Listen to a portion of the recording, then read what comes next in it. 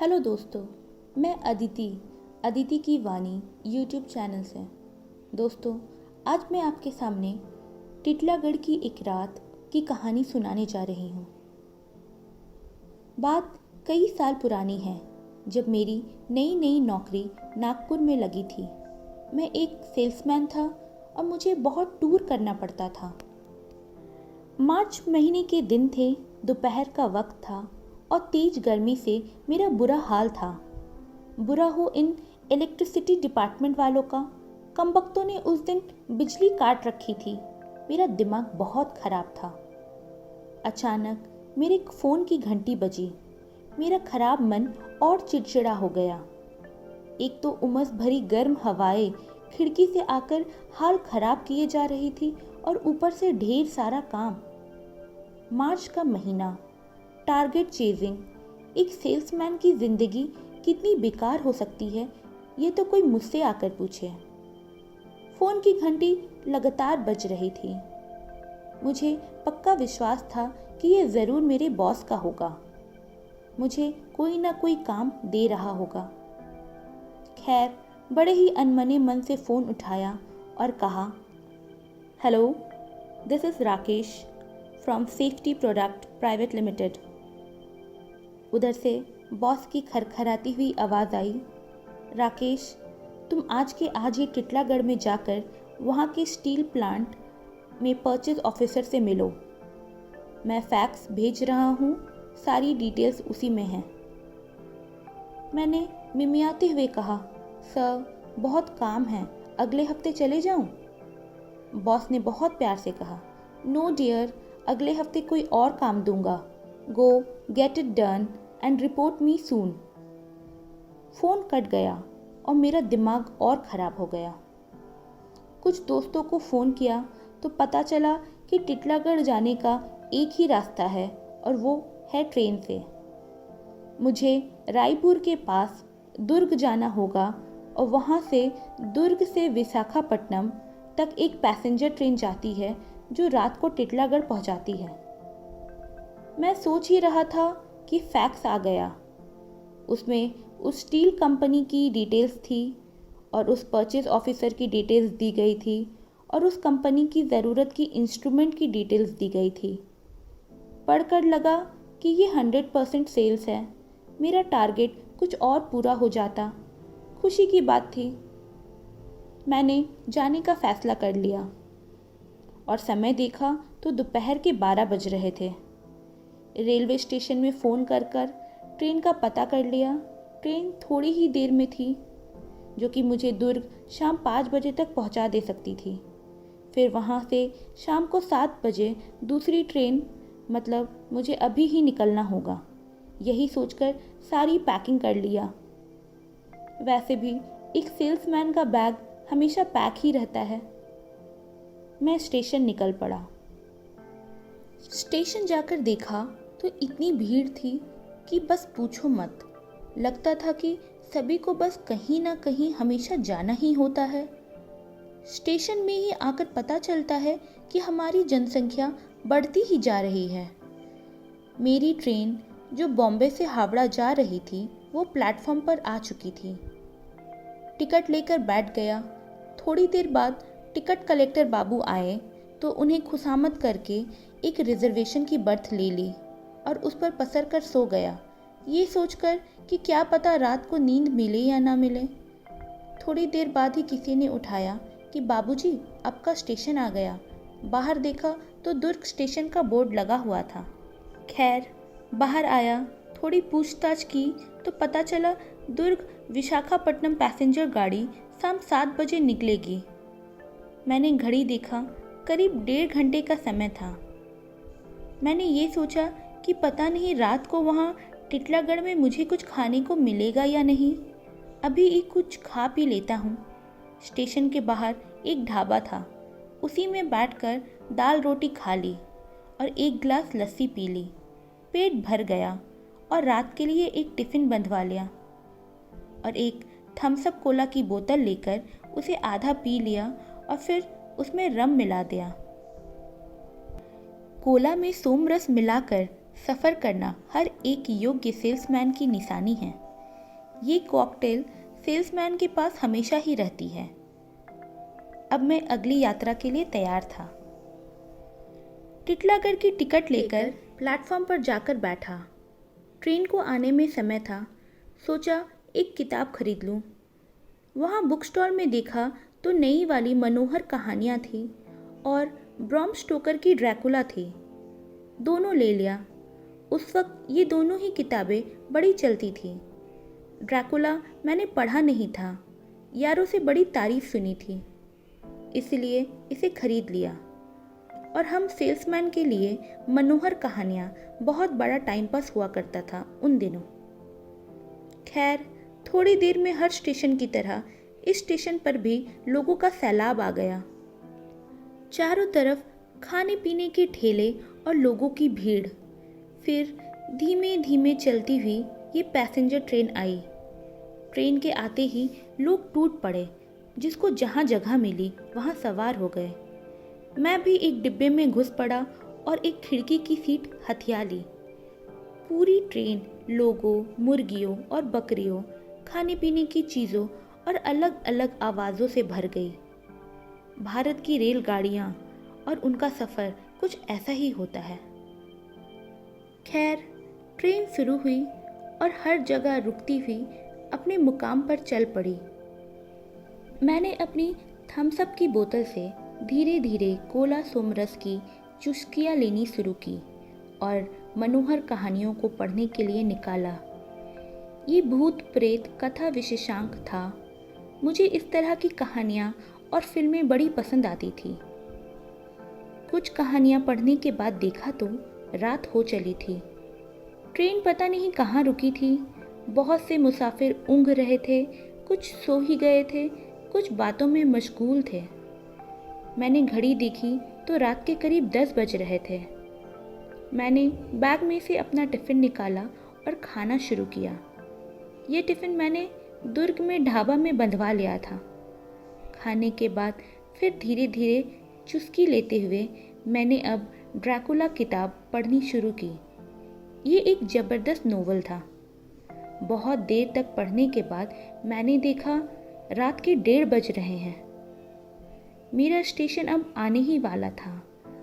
आसपास के मुसाफिरों से पूछा तो पता चला कि ट्रेन थोड़ी लेट है और करीब 2 बजे तक पहुंचाएगी। मैंने अब अपना बैग बंद किया और इंतज़ार करने लगा उस स्टेशन का, जहां मैं पहली बार जा रहा था और नाम से ही ये कुछ अजीब सा एहसास दे रहा था। टिटलागढ़, भला ये भी कोई नाम हुआ? खैर, अपने देश में तो ऐसे ही नाम मिलेंगे, गाँव के और शहरों के। करीब 2:15 पर मेरा स्टेशन आया। मैं उतरा और चारों तरफ देखा। एक अजीब सा सन्नाटा था। कुछ लोग मेरे साथ उतरे और बाहर की ओर चल दिए। मैंने सोचा अब किसी होटल में जाकर रात काट लेता हूँ और सुबह स्टील प्लांट में जाकर काम पूरा कर लूँगा। स्टेशन में एक टीटी देखा और उनसे पूछा कि यहाँ कोई होटल है आसपास। उसने हंसते हुए कहा, साहब, ये छोटी सी जगह में कौन सा होटल मिलेगा। आप तो यहीं वेटिंग रूम में रात गुजार लो और कल जहाँ जाना हो वहाँ चले जाना। मैंने सोचा वेटिंग रूम में रात गुजारने से बेहतर है कि एक कोशिश कर लूँ कहीं होटल ढूंढने की। रात भर नींद आ जाए तो दूसरा दिन का काम कुछ बेहतर होता है। मैं स्टेशन के बाहर पहुँचा। देखा तो मरघट जैसा सन्नाटा था। दिन का गर्मी का मौसम अब कुछ सर्द लग रहा था। कुछ तेज हवा भी रह रह कर बह जाती थी। कहीं कोई नहीं दिख रहा था। उस नीम अंधेरे में एक छोटा सा लाइट था, लैंप पोस्ट का, जो एक बीमार सी पीली रोशनी बिखेर रहा था। मैंने कुछ दूर देखने की कोशिश की। थोड़ी दूर पर मुझे अचानक एक टांगे वाला नज़र आया। मैं दौड़कर उसके पास पहुंचा। वो एक बहुत पुराना टांगा था। एक मरियल सा घोड़ा बंधा हुआ था उसके साथ, जो कि हिल भी नहीं रहा था, और टांगे वाला पूरी तरह से एक कंबल में बंद होकर मूर्ति की भांति बैठा हुआ था। मुझे उस पूरे माहौल में काउंट ड्रैकुला की याद आई। उसने भी कहानी की नायिका को लेने के लिए कुछ ऐसा ही टांगा भेजा था। एक सिरहन सी दौड़ पड़ी मेरी रीढ़ की हड्डी में। मैंने जोर लगाकर उस टांगे वाले से पूछा, भैया अगर आसपास कोई होटल हो तो मुझे पहुंचा देंगे क्या? टांगे वाले ने अपने चेहरे से कंबल हटाया। वह एक अजीब सा चेहरा था। यह चेहरा सफ़ेद सा था या उसकी दाढ़ी थी, पता नहीं, पर मैं असहज हो उठा उसे देखकर। मुझे एक अजीब सी गंध आने लगी। मुझे समझ नहीं आ रहा था कि वो गंध कहाँ की है, पर वो कुछ जानी सी गंध थी। उसने एक धीमी सी आवाज़ में कहा, यहाँ कोई होटल नहीं मिलेगा बाबूजी। आज तो आप वेटिंग रूम में ही आराम कर लो। कल आप यहीं तैयार हो जाना, मैं आपको स्टील प्लांट छोड़ दूंगा। मैं एकदम चकित होकर पूछा, तुम्हें कैसे मालूम कि मैं प्लांट जाऊंगा? उसने अजीब सी हंसी हंसते हुए कहा, हा हा हा, यहाँ सब प्लांट जाने के लिए ही आते हैं बाबूजी। उसकी हंसी मुझे रात के उस वक्त उस बयाबान जगह में बहुत भयानक सी लगी। मैंने कहा, ठीक है, मैं यहीं रुकता हूँ। मेरी बात सुनकर उसकी आंखों में एक चमक सी उभरी।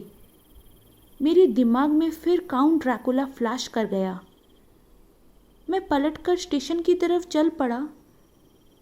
मैंने अपने डरते हुए मन को समझाया, यार राजेश, ये सब यहाँ का माहौल और तेरी किताबों का असर है, शांत रह। मैं कई वर्षों से सेल्समैन की हैसियत से सफ़र करता आ रहा हूँ, लेकिन उस रात का असर कुछ अलग ही था। मैं स्टेशन के भीतर घुसते हुए पीछे पलटकर देखा। वो टांगा वाला अब नहीं था। कमाल है, मुझे उसके जाने की आवाज़ भी नहीं सुनाई दी, न ही घोड़े की टाप, न ही कोई और आवाज़।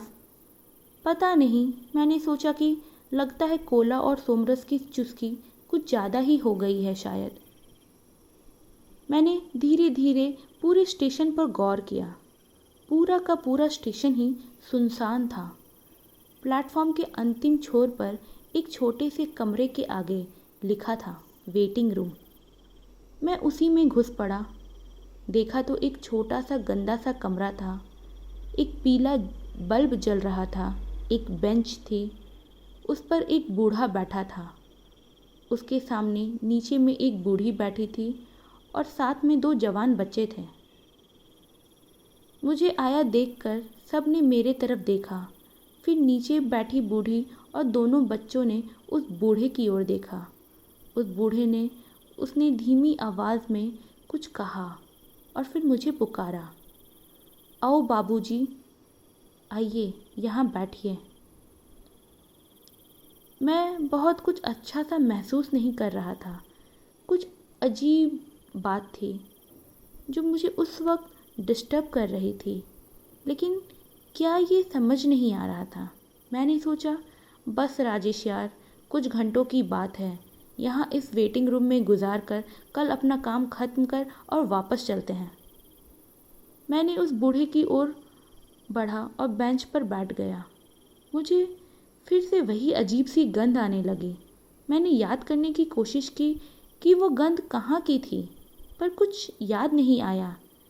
मैंने उन चारों की ओर देखा। चारों कंबल में अपने आप को ओढ़े हुए थे। किसी का भी चेहरा उस कम रोशनी में दिख नहीं रहा था। माहौल में अचानक ठंड आ गई थी। मैंने सोचा कि ये मार्च महीने में इतना ठंड। मैंने उस बूढ़े से पूछा, यहाँ का मौसम कुछ अजीब है, मार्च में ठंड लग रही है। बूढ़े ने खरखराती हुई आवाज़ में कहा, बाबूजी, ये जगह चारों तरफ से पहाड़ियों से घिरी हुई है, इसलिए ये ठंड महसूस होती है। आप कहाँ से आए हो? मैंने कहा, मैं नागपुर से आ रहा हूँ। बूढ़ा चुप हो गया। बूढ़े ने थोड़ी देर बाद पूछा, स्टील प्लांट के लिए आए हो? मैं चौंक गया। उसकी तरफ देखा तो पहली बार उसका चेहरा देखा। एक बूढ़ा आदमी, बहुत सी झुर्रियाँ, अब अजीब सा सफ़ेदी का रंग चेहरे पर। मैंने थोड़ी सावधानी से कहा, आपको कैसे मालूम कि मैं यहाँ किस लिए आया हूँ? बूढ़े ने हंसकर कहा, यहाँ सब इसी के लिए आते हैं बाबूजी। मुझे फिर से बहुत तेजी से वो गंध आई। मुझे लगा मैं बेहोश हो जाऊंगा। मैंने फिर उनसे कहा कि आप लोग कौन हैं और कहाँ जाएंगे?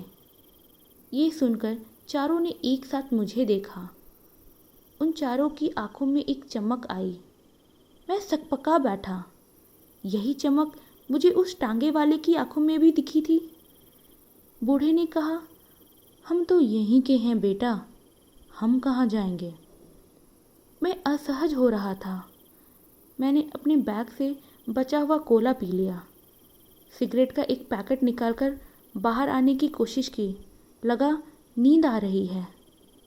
फिर मैंने उस बूढ़े से पूछा, आपके पास माचिस है? ये सुनकर चारों एकदम से डर से गए। बूढ़े ने तुरंत कहा, नहीं नहीं, हम माचिस नहीं रखते। मैं वेटिंग रूम से बाहर आ गया। अब कोई गंध नहीं आ रही थी। मैंने एक फ़ैसला किया कि मैं बाहर ही रहूँगा। मैंने घड़ी देखी, करीब 3:30 बज रहे थे रात के। मैंने अपने आप को समझाया कि बस यार कुछ देर और। मैंने बैग में से टटोला तो एक पुरानी माचिस मिल गई। मैंने सिगरेट सुलगाया और पीछे मुड़कर देखा तो टक सा खड़ा रह गया। चारों मेरे पीछे ही खड़े थे और मुझे देख रहे थे। मैं सकपका गया और फिर से सिगरेट पीने लगा। फिर मैंने मुड़कर देखा तो वो चारों वेटिंग रूम के दरवाजे पर खड़े थे। मेरी सिगरेट ख़त्म हो चली। मैं धीरे धीरे चलने लगा। फिर मैंने दूसरी सिगरेट सुलगाई और फिर देखा तो उन चारों की आंखों में अजीब सी चमक आ गई थी। मुझे कुछ समझ नहीं आ रहा था। नींद के भी झोंके भी आ रहे थे। मेरी आंखें भी रह रह कर मूंदी जा रही थी। अचानक किसी ने मेरी बाँह पकड़कर खींचा और चिल्लाया, मरना है क्या? मैंने देखा तो एक ट्रेन आ रही थी और मैं प्लेटफॉर्म के किनारे में था। अचानक ही ऐसा लगा कि बूढ़ा मेरे पास खड़ा है और मुझे धक्का देना चाहता है। मैं घबरा कर देखा तो स्टेशन मास्टर था। उसने कहा, बेंच पर जाकर सो जाओ। मैंने वही फैसला किया। स्टेशन पर एक बेंच थी, उस पर जाकर लेटा और सोने की कोशिश करने लगा। अब मुझे डर भी लग रहा था। अचानक करवट बदली तो देखा वही बूढ़ा पास में खड़ा है। मैं उठकर बैठ गया। मैंने कहा, क्या बात है, क्या चाहते हो? मुझे लगने लगा कि वो चोरों की टोली है जो मेरा बैग छीनना चाहते हैं। उस बूढ़े ने कहा, यहाँ मत सो बेटा, वहाँ वेटिंग रूम में सो जाओ। मैंने कहा कि मैं यहीं सो जाऊँगा और अगर तुम यहाँ से नहीं गए तो मैं स्टेशन मास्टर से तुम्हारी शिकायत करूँगा। ये सुनकर वो मुस्कुराया। उसकी मुस्कुराहट ने मेरी रीढ़ की हड्डी में कपकपी पहुँचा दी। वो एक सर्द मुस्कुराहट थी। मुझे वो गंध फिर आने लगी। वो चला गया। उसके जाते ही मैं गहरी नींद में चला गया। कुछ देर बाद किसी गाड़ी की आवाज़ ने मुझे उठा दिया। देखा तो सुबह हो चुकी थी। रात के बारे में सोचा तो हंसी आ गई। मैंने अपने आप से कहा कि मैं खामखा डर रहा था। मुझ पर लगता है कि किताबों का असर ही हो गया था। मैंने समय देखा, सुबह के 7 बजे थे। सोचा कि यहीं वेटिंग रूम में तैयार हो जाता हूँ और फिर स्टील प्लांट जाकर शाम की गाड़ी से वापस चला जाऊँगा। एक दिन के होटल के पैसे भी बच जाएंगे और इस भूतहा जगह से पीछा भी छूट जाएगा। वेटिंग रूम में गया, देखा तो बहुत से लोगों से भरी हुई थी। कुछ अच्छा लगा पहली बार इतनी भीड़ को देखकर। उस बूढ़े को ढूंढने लगा तो वो कहीं दिखाई नहीं दिया। मैं तैयार हुआ, बाहर निकला। सोचा चाय और नाश्ता करके सीधा प्लांट चला जाऊंगा। चाय की दुकान पर जाकर चाय वाले से कहा कि एक चाय दे दो। इतने में पीछे से आवाज़ आई, हमें चाय नहीं पिलाओगे बाबूजी? आवाज़ सुनकर जहन को झटका लगा। मुड़कर देखा तो वही बूढ़ा, बूढ़ी और 2 बच्चे थे। दिन की रोशनी में भी मुझे एक अजीब सा डर लगने लगा। अचानक वही तेज़ गंध फिर से आने लगी। गौर से उन सबका चेहरा देखा। सबके चेहरे थोड़े सफ़ेद से नज़र आए। सबकी आंखों में वही चमक जो टांगे वाले की आंखों में थी। उस टांगे वाले की भी याद आई। स्टेशन के उस पार देखा तो उसी लैंप पोस्ट के पास वो खड़ा था और मेरी ओर ही देख रहा था। मैंने फिर गौर से बूढ़े की ओर देखा। मुझे लगा बेचारा बहुत ही गरीब है, कुछ मदद कर देनी ही चाहिए। मैंने पूछा, कुछ पैसे चाहिए बाबा? बूढ़े ने कहा, नहीं, सिर्फ चाय पिला दो। तुम मेरे बेटे की उम्र के हो, इसलिए तुमसे ही मांग रहा हूँ। ये सुनकर मुझे दया आ गई। मैं स्वभाव से थोड़ा दयालु भी था। मैंने चाय वाले से कहा, भाई इन चारों को भी चाय पिला दो। चाय वाले ने मुझे गौर से देखा और पूछा, किन चारों को बाबूजी? मैंने पलट कर देखा तो वो चारों फिर गायब थे। मेरा दिमाग फिरने लगा। पहली बार मुझे डर लगा। मैंने चारों तरफ देखा। मुझे पसीना आ रहा था। पता नहीं, लेकिन बहुत डर लग रहा था पहली बार। अचानक देखा तो स्टेशन के गेट से मेरा एक पुराना दोस्त बाहर निकल रहा था। मैंने उसे आवाज़ दी, उमेश इधर आ, मैं राजेश हूँ नागपुर से। उसने मुझे देखा और पास आया और पूछा, यहाँ कैसे बे? मैंने कहा, यार स्टील प्लांट में परचेस में मिलने आया हूँ। वो बोला, मैं भी वहीं जा रहा हूँ, चल मेरे साथ। मुझे बड़ी राहत मिली। मैंने चारों ओर देखा, कोई नहीं था, ना बूढ़ा और ना ही बूढ़े का परिवार और ना ही वो टांगे वाला। उमेश से बस बिजनेस की दोस्ती थी और अक्सर हम एक ही कस्टमर के पास मिलते थे और अपने अपने बिजनेस के लिए लड़ते थे। पर आज बहुत अच्छा लग रहा था। हम दोनों प्लांट गए और अपना अपना काम किए। मुझे ऑर्डर मिल गया और उमेश को भी। हमने सोचा कि रात की गाड़ी से वापस चले जाते हैं। उसे रायपुर जाना था और मैं भी वहीं की गाड़ी में बदल कर नागपुर चला जाऊंगा, ऐसा मैंने सोचा। हम दोनों को ही ऑर्डर मिल गए थे, इसलिए हमने सोचा कि मार्च के आखिरी बिजनेस को सेलिब्रेट कर ले। हम एक छोटे से ढाबे पर जाकर खाने पीने में लग गए। रात के करीब 12 बजे वो ट्रेन थी। हम 11 बजे पहुँचे स्टेशन पर और अपनी टिकट लेकर इंतज़ार करने लगे प्लेटफॉर्म पर।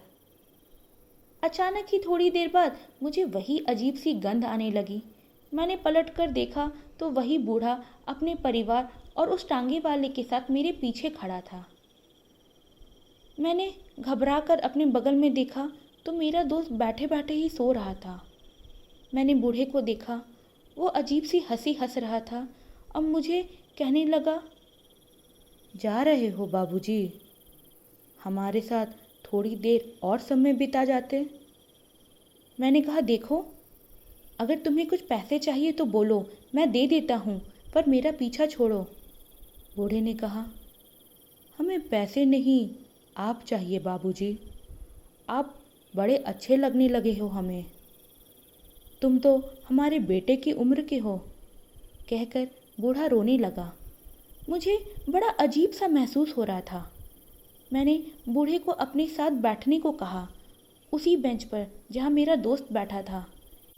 एक तो उस छोटे से स्टेशन पर ठीक से रोशनी भी नहीं थी। मुझे अच्छा नहीं लग रहा था, लेकिन देखा कि अब चारों और वो टांगे वाला सभी रोने लगे। बूढ़े ने मेरा हाथ थामा। बाप रे, कितना ठंडा हाथ था उसका। मुझे एक सिरहन सी दौड़ पड़ी। एक तो वो अजीब सी गंध, दूसरा ये ठंडा हाथ, फिर उन सबका रोना। मेरे दिमाग में एक अजीब सी तारी छनने लगी। मेरी आंखें मुंदियाने लगी। अचानक ही गाड़ी के आने की आवाज़ आई। मेरा दोस्त हड़बड़ा कर उठा और मुझे बोला, अबे चल, ट्रेन आ गई है। मैं भी हड़बड़ा कर उठा। ट्रेन को देखने के चक्कर में इन सबको भूल ही गया। ट्रेन आई। हम दोनों जाने लगे। मेरा दोस्त चढ़ गया ट्रेन में। मैं चढ़ने लगा तो बूढ़े ने आवाज़ दी, बेटा, जा रहे हमें छोड़कर। मुझे अजीब सा लगा। मैंने सोचा कुछ और फिर ज़बरदस्ती बूढ़े के हाथ में कुछ रुपए रखे और बूढ़े के पैर छूकर जाना चाहा। उन दिनों मैं हर उम्र दराज व्यक्ति के पैर छू लिया करता था। देखा तो बूढ़ा मुड़ गया था। उसकी पैर उल्टी दिशा में थी। मैंने सर उठाकर कहने लगा, बाबा, पैर तो छूने दो। देखा तो उनका चेहरा मेरी ही तरफ था। फिर नीचे देखा तो पैर उल्टी तरफ थे। मुझे एक गहरा झटका लगा। मैं ज़ोर से चिल्लाया और बेहोश हो गया। थोड़ी देर बाद किसी ने मेरे चेहरे पर पानी डाला। आंखें खुली तो देखा मेरा दोस्त उमेश था। मैं गाड़ी में लेटा था और गाड़ी चल रही थी। उमेश बोला, साले, ज़्यादा पीता क्यों है जब संभलती नहीं है?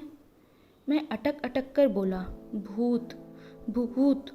वो हंसने लगा, भूत? अबे, इस दुनिया में भूत कहाँ होते हैं? ये सब बेकार की बातें हैं, तू सो जा।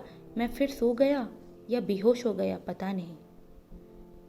बहुत जोर जोर की आवाज़ आ रही थी। बड़ी मुश्किल से मैंने अपनी आंखें खोली। देखा तो कोई स्टेशन था। उमेश पहले ही उठ गया था। मुझे देखकर कहा, उठ जा राजेश, सुबह हो गई। मैंने पूछा, यार कौन सा स्टेशन है? उसने कहा, रायपुर है। मैं उतर रहा हूँ, तो यहीं से दूसरी गाड़ी लेकर नागपुर के लिए निकल जा। चल, मैं तुझे बिठा देता हूँ। हम दूसरे प्लेटफॉर्म पर पहुँचे। वहाँ एक गाड़ी थी जो नागपुर जा रही थी। उमेश जाकर टिकट, अखबार और चाय ले आया। मेरी हालत कुछ ठीक नहीं थी। कल का ही असर था। उमेश ने टीटी से बात करके एक जगह दिलवा दी। मैं अपनी सीट पर बैठ गया। उमेश चला गया। मैंने चाय पी और अखबार खोला। तीसरे पेज पर एक खबर पर मेरी निगाह रुक गई। मेरी सांस अटक रही थी।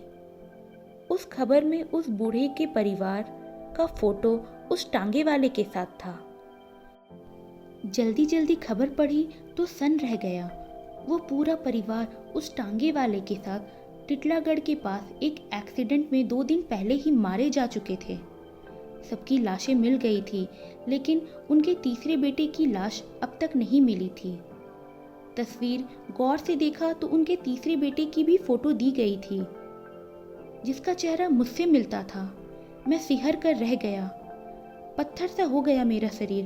तो क्या मैंने शापित आत्माओं के साथ टिटलागढ़ में रात काटी थी? मुझे अब सब कुछ समझ में आ रहा था। वो तेज गंध शमशान में जल रही लाशों की होती है, जो उस वक्त कल मुझे आ रही थी। वो सफ़ेद चेहरा लाशों के होते हैं। वो चमकीली आंखें भूतों की होती है। और भारत में ये कहा जाता है कि भूतों के पैर उल्टी तरफ होते हैं।